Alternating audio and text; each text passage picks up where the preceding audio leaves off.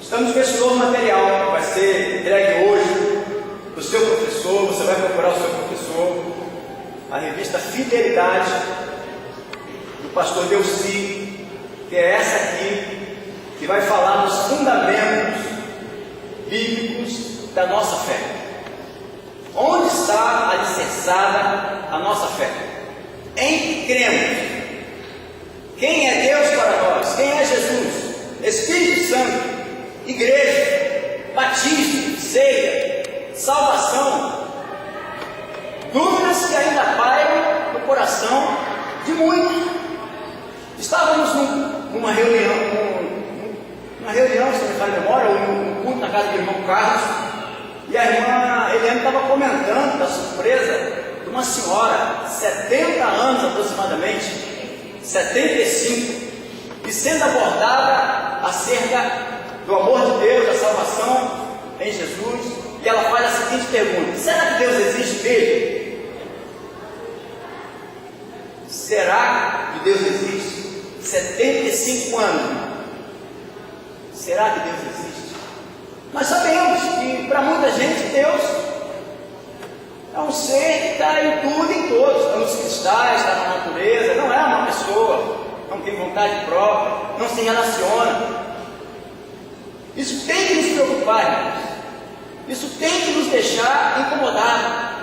Eu não posso cruzar com essas situações próximas de nós, próximas da nossa igreja, no nosso bairro, na nossa rua, na nossa família. Quantos parentes nossos ainda com essas dúvidas que para nós são simples, mas que para eles ainda tão dramáticas, porque eles não entendem e não têm vontade nenhuma de compreender essas verdades. Eles estão preocupados com outras coisas. As prioridades para eles não incluem Deus, não incluem a sua palavra, não incluem a sua vontade. Somos nós que vamos fazê-los conhecer as vontades e o amor de Deus através da nossa vida. Mas para isso tem que haver uma dedicação, para isso tem que haver um compromisso com a palavra de Deus. Eu não posso estar comprometido com outras coisas, senão com a palavra de Deus, no que diz respeito às coisas espirituais. E se nós não nos policiarmos, se nós não vigiarmos, é uma estratégia de Satanás, é tirar o seu foco, é colocar na sua lista de prioridades coisas que não são prioridades para Deus. Não tem muito tempo lá no trabalho, um irmão que nunca se reúne com um grupo de oração, ele nunca tem tempo para se juntar aos irmãos, para orar pela empresa, pelos irmãos que não conhecem Jesus. E ele convocou uma reunião com os irmãos. Já estreamos que os irmãos precisam ter uma reunião urgente. Ele é coordenador, ele está na liderança da empresa, ele é um dos gestores, alguém com uma força tremenda de mobilizar, de criar oportunidades para que o grupo possa avançar na empresa. E ele falou assim: olha, irmãos, estou muito preocupado, eu preciso que os irmãos se disponibilizem um tempo para discutirmos quem é o cavaleiro que está montado no cavalo vermelho de Apocalipse. Eu falei: meu irmão, não vamos perder tempo com essas coisas. A Bíblia já diz que as coisas reveladas pertencem à igreja, as não reveladas são mistérios de Deus. Quem é aquele anjo que aparece lá para aquele irmão? O irmão pergunta: qual é o seu nome? Não me fala a memória, Gedeão. E ele pergunta: por que você pergunta o meu nome? Porque ele é maravilhoso? Não, qual é o seu nome, para que quando essas coisas que você acabou de dizer se cumprirem, eu venha te honrar? E o anjo não disse o nome para ele. E nós não vamos saber, se Deus não quiser revelar na eternidade, quem era aquele anjo. As coisas que Deus queria que nós soubéssemos estão reveladas na sua palavra. E tem muita coisa aqui que é mistério, que nós vamos levar a vida inteira, não vamos entender, e só na eternidade, se Deus quiser revelar. Aí você pode chegar para Deus: Senhor, eu tenho uma dúvida comigo, eu carreguei minha vida toda. Quem está sentado naquele cavalo vermelho de Apocalipse? Aí ele vai te falar se ele quiser: filho, quem está sentado naquele cavalo é o Miguel que estava sentado ali, é o Gabriel, é um dos serafins, é um dos querubins, é o próprio Jesus que estava sentado ali. E tantas outras coisas importantes. E nós às vezes perdendo tempo em questões que não vão nos levar a nada. Irmãos, como é que a gente vai fazer para subir o morro lá da Mangueira? Irmão, vamos se reunir para a gente ver como é que a gente vai fazer para invadir o complexo do Alemão. Irmão, vamos atravessar aqui por outro lado aqui, ó, complexo da Maré. Vamos entrar ali, vamos entrar com tudo ali. Vamos pensar nisso. Quem está sentado no cavalo vermelho do Apocalipse? Uma reunião importante. Estou preocupado, irmão. Não perca tempo com isso. Deus tem prioridades maiores do que essa. Vamos se focar nas prioridades de Deus. É desejo de Deus que todos sejam salvos, que todos se salvem. Deus não tem prazer na morte de ninguém, enquanto os 20 estão morrendo, e está gerando tristeza no coração de Deus. E nós, o que estamos fazendo? Como é que nós estamos olhando esses acontecimentos?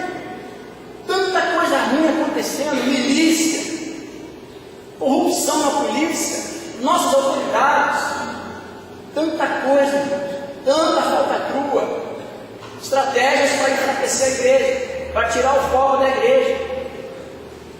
Esse negócio de estar todo mundo indo, cuidado com essas expressões. Vamos lá, irmão, está todo mundo indo. Todo mundo quem? Quem é esse todo mundo? Esse todo mundo às vezes é 2, 3. Não vai não, irmão, ninguém foi. E quem é esse? Quantos não foram? E você fica dando ouvido. Já naquela época, a igreja estava debaixo de uma grande influência para desestabilizar, para enfraquecer. Eu estava conversando com a minha filha, uma das minhas filhas, não me recordo, são 3, né? O cabelo está tudo branco, está dos gaviões que fica voando. Então, não me recordo quem era. E ela aqui, conversando, ela falou assim: pai, eu liguei para a irmã fulana, coleguinha da idade, e perguntei se ela ia estar no culto da noite. Para minha surpresa, ela disse: nós já fomos no culto da manhã. Meu pai falou que ou vai de manhã ou vai de noite. Já fomos de manhã, não tem mais por que a gente ir para a igreja. Já recebi a minha bênção. Essa tem sido a visão de muita gente. Se contentar com um pouco de Deus. Quando a Bíblia diz que Deus quer ter uma íntima relação conosco. Deus não quer ter uma relação superficial. Deus quer que tenhamos experiências com Ele tremendas. Deus não quer uma aliança parcial. Deus quer que você tenha essa aliança completa com Ele. Davi tinha convicção da aliança que ele tinha com Deus. Quando ele está para enfrentar o gigante, ele diz aquela expressão: quem é esse incircunciso que ousa afrontar o exército do Deus vivo? Quem é esse camarada que não tem aliança com Deus? Que besteira é essa que ele está falando aí? Aquilo incomodou ele, porque era um homem sem aliança com Deus, afrontando o exército de Deus. E ele lembra ao povo que eles têm aliança. Quem é esse incircunciso? Quem é esse homem que não tem aliança com Deus e que ousa afrontar o exército de Deus? Nós temos aliança com Deus. Deus tem feito coisas maravilhosas nas nossas vidas. Por isso, a revista vai tratar desses princípios. Princípios, fundamentos que têm nos sustentado. Fundamentos esses que têm sido a nossa base. Existem coisas que você mexe em uma casa. Você pode arrumar, pode trocar um móvel de lugar, mas você não pode mexer nas colunas daquela casa. Você não pode mexer nos alicerces da casa. Nós estamos na Igreja Batista em Parque União. A igreja foi avançando, foi comprando as casas que estavam próximas da igreja e foi aumentando, foi crescendo. Mas por conta da falta de planejamento, porque a igreja tem dificuldade em negociar as casas que estavam em volta, muitos não queriam vender, retardaram a venda, criaram dificuldade.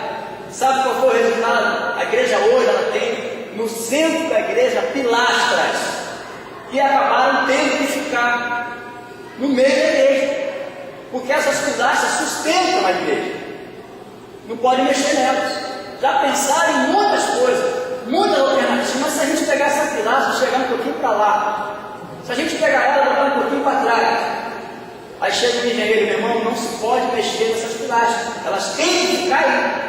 Se você mexer em uma dessas pilastras, está arriscado tudo isso cair.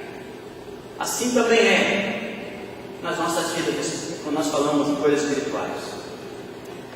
Tem coisas que nós não negociamos, essas verdades que a revista está falando, fundamentos, nós não podemos negociar.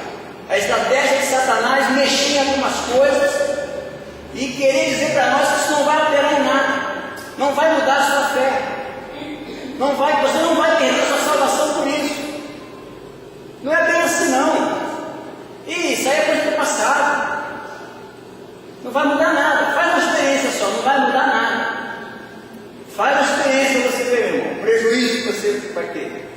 Estava vendo recentemente uma matéria sobre um cirurgião, um médico cirurgião, que foi brincar com crack. Foi provado o crack para ver se era aquilo mesmo que estavam falando. Está internado até hoje.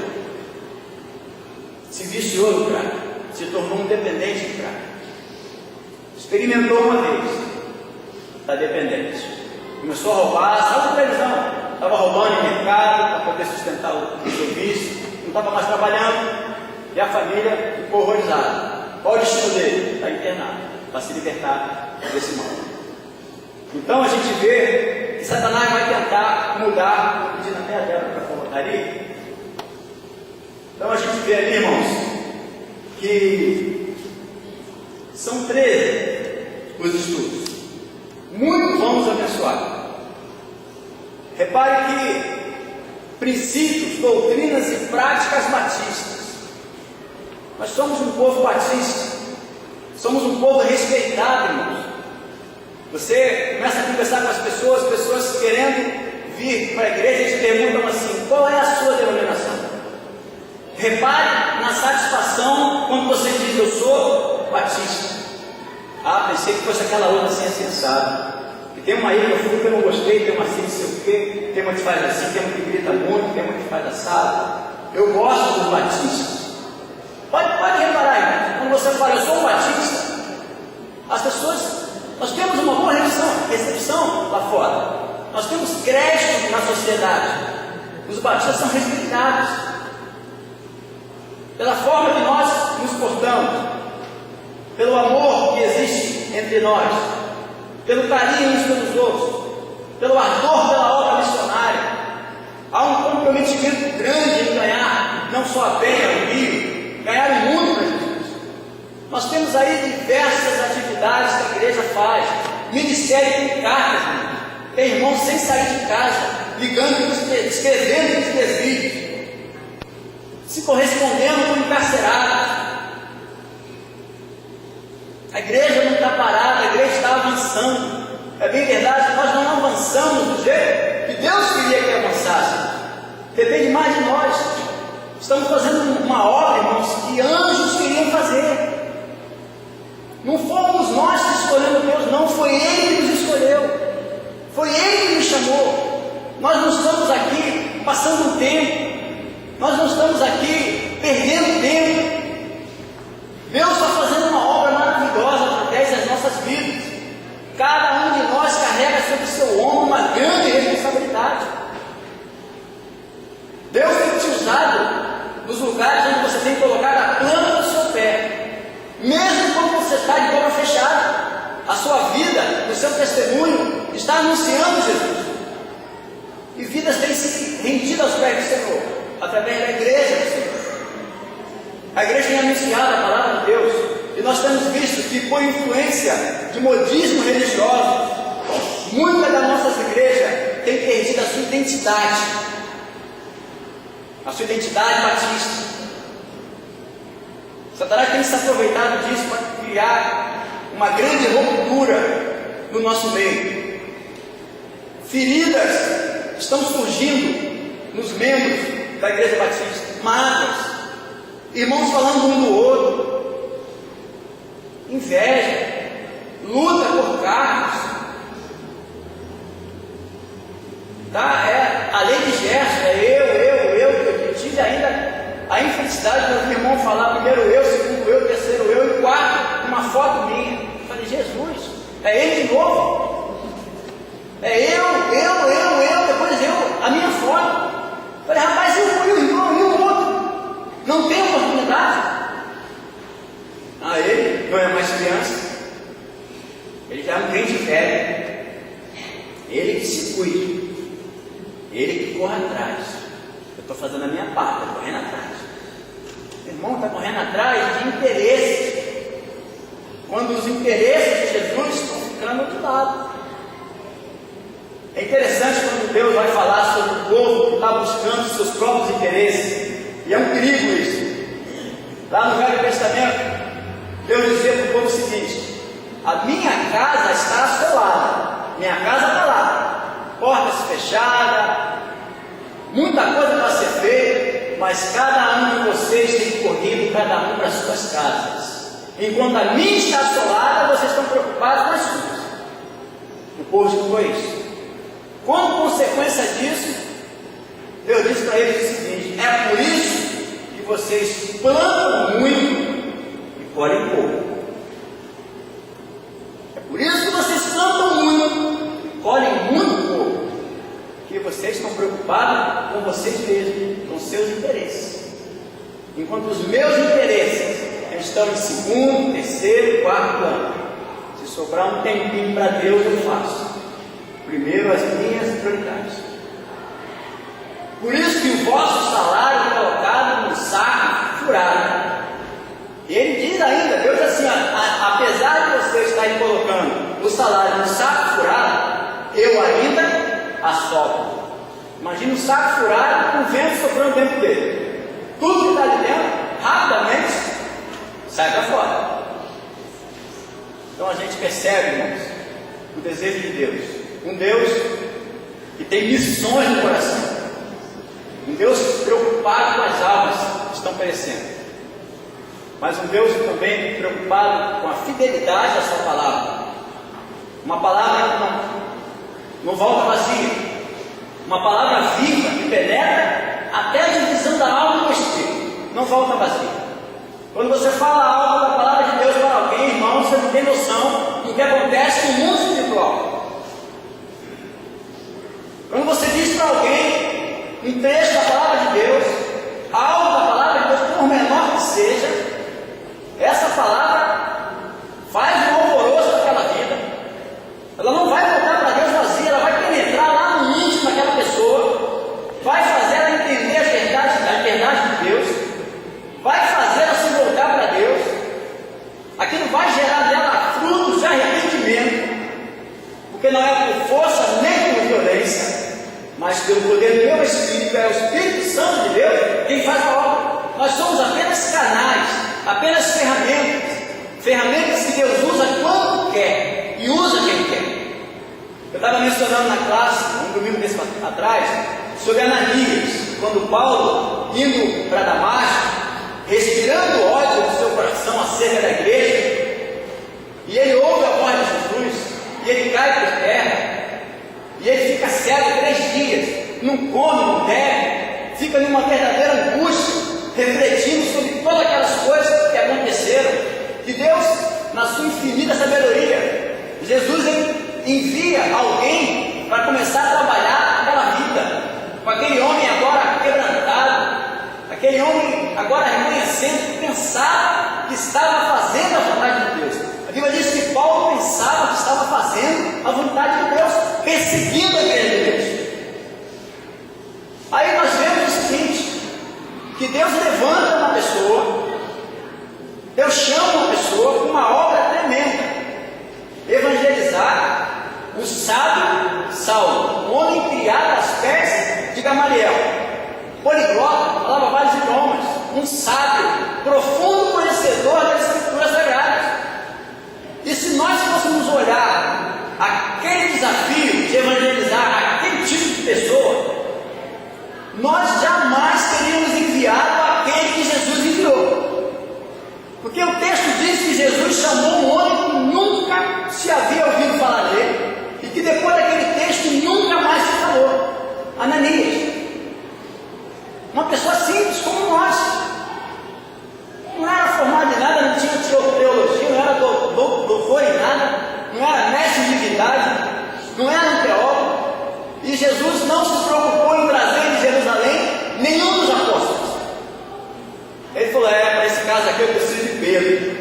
Para essa situação, só Tiago mesmo, ou Tiago, ou Estevão, ou João. Eu posso chamar qualquer pessoa para esse desafio.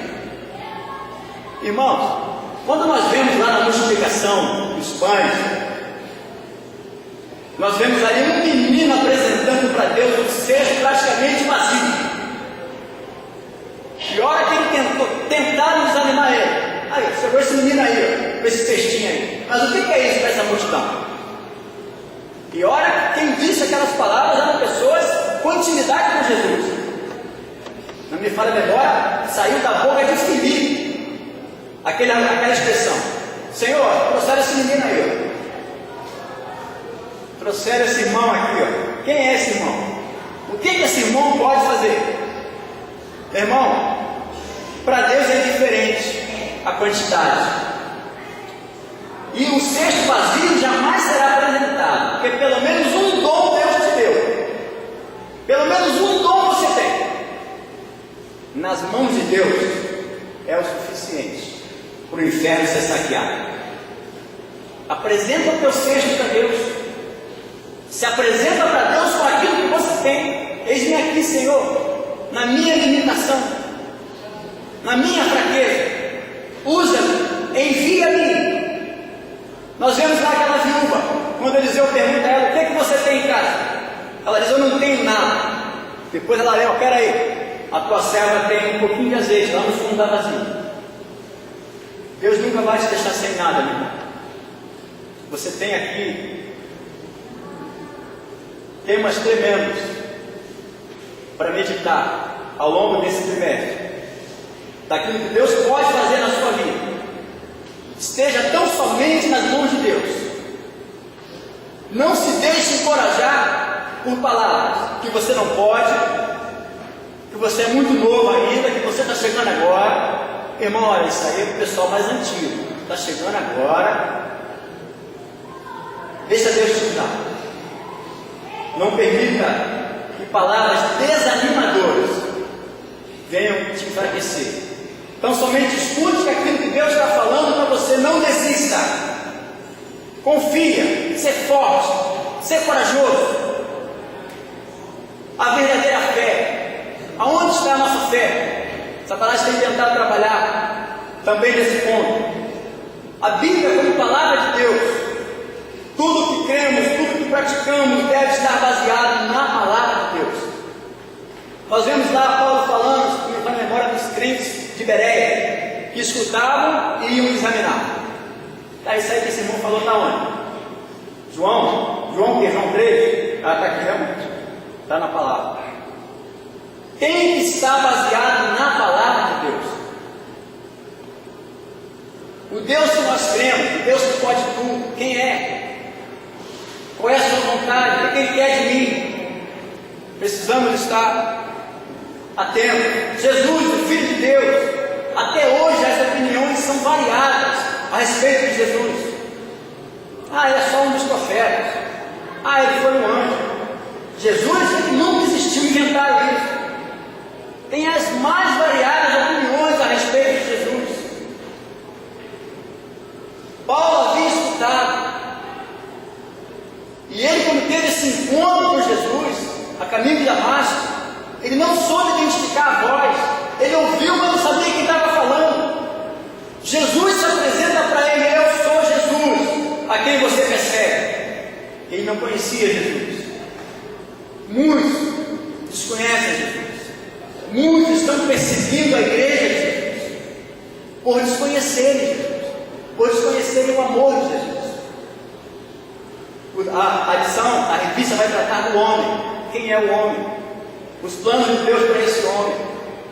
O que espera o homem lá na eternidade? Que caminho ele vai seguir? O pecado e suas consequências. Até hoje nós temos visto pessoas andando lado a lado com o pecado, subestimando o pecado, acariciando o pecado. O pecado continua sendo uma arma poderosa nas mãos de Satanás. Pecado na igreja, pecado no meio da família, Sabemos que o mundo ele jaz no maligno, mas a igreja do Senhor, santa, imaculada, sem mancha, devemos lutar para uma igreja forte, uma igreja onde o Senhor possa dizer, como disse a respeito de Jesus: estes são meus filhos amados, em quem me compraram. Estes são meus filhos que me dão muitas alegrias. Será que Deus tem dito isso das nossas vidas, de nós? A redenção, características de uma vida cristã. Que tipo de vida eu tenho demonstrado para aqueles que estão à minha volta? Como é que meus vizinhos estão me vendo acerca do meu testemunho? O que eu estou anunciando para eles? A igreja de Cristo, jamais Satanás deixará de persegui-la nessa vida. Não tem trégua com Satanás. Ele não vai desistir. Não é aquele inimigo que vai se contentar em ferir e quer destruir. Então nós precisamos estar atentos. Nós temos também o dia do Senhor e o perigo, por último, na 13, o perigo do desvio da sã doutrina. É onde Satanás tem criado o maior rebuliço, o maior alvoroço. É quando aquilo que nós acreditávamos hoje já não importa mais. É quando nós estamos agora dando ouvido a outras doutrinas. E a palavra de Deus já nos advertiu: cuidado com as vãs filosofias. Se trouxerem algo para vocês além daquilo que vocês já receberam como verdades de Deus, seja anátema, seja maldito. Mas nós estamos ouvindo e estamos gostando de ouvir, que parece que é melhor do que aquilo que nós já ouvimos. O apóstolo vai falar para Timóteo: fica firme naquilo que você aprendeu, naquilo que você ouviu da sua mãe, e a sua mãe ouviu da sua avó. Nós temos ouvido a palavra de Deus acerca das verdades de Deus, dos fundamentos, dos princípios, estatutos, das leis de Deus. Mas Satanás tem tentado mudar, tem tentado criar dúvidas, porque ele sabe que isso gera enfraquecimento. Ele sabe que isso vai afastar o irmão do outro. Ele sabe que vai abrir uma brecha no seio da igreja. E nós precisamos tapar todas as brechas. Precisamos estar cada vez mais alicerçados, firmados na rocha que é Jesus e nas suas verdades. Porque Ele sim tem as verdades que vão nos fazer avançar. Se nós começarmos a dar ouvido a outras vozes, a outras doutrinas, a outros ensinamentos, que não são os ensinamentos que nós temos ouvido desde o princípio, ensinamento esse que vieram dos apóstolos, ensinamentos que já há mais de 2000 anos têm alcançado vidas nos lugares mais distantes. Lugares mais distantes do Evangelho que nos chegado. Esse mesmo Evangelho anunciado lá atrás, ele não pode ser retido. O que pode fazer com que a igreja pare são todas essas dúvidas com relação às verdades que nós cremos, que Satanás tem tentado colocar no nosso meio. E eu estou falando do nosso meio batista, um grupo com bastante crédito pela sociedade. Não venhamos dar ouvido e dar lugar às armadilhas de Satanás. Que possamos estar a cada dia um preocupado com o outro. Você repara se seu irmão está acompanhando, está avançando. Quais são as prioridades dele? Missões estão no coração dele. Como é que ele vê o ímpio perecendo? Já na campanha de missões passada, ouvíamos das palavras daqueles irmãos que tiveram que retornar do campo missionário porque faltou recurso, faltou investimento. A tua oferta, conforme foi dito aqui na Assembleia de quarta-feira, ultrapassamos o alvo, era 10, enviamos quase 13 mil reais. Vai fazer uma diferença grande lá no campo missionário. O seu corpo nas mãos de Deus vai salvar muitas vidas. Não desista daquilo que até aqui você tem acreditado. Que Deus continua no controle de tudo